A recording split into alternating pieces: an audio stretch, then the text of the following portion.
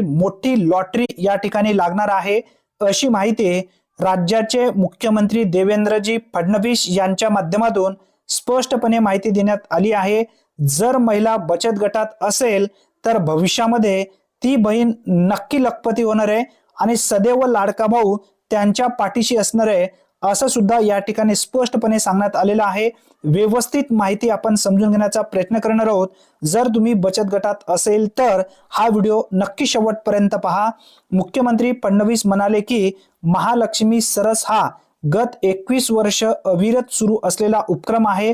उमेद अभियानाच्या प्रगतीचा मी स्वतः साक्षीदार आहे। उमेदच्या माध्यमातून महालक्ष्मी सरस हा राज्यभरात महिला बचत गटांना एक हक्काचे व्यासपीठ मिळवून देणारा उपक्रम झाला आहे। महिला बचत गटाने उत्पादने खूप चांगली असतात पण त्यांच्या विक्रीसाठी खूप उपाययोजना कराव्या लागतात। यासाठी कायमस्वरूपी उपाययोजना म्हणून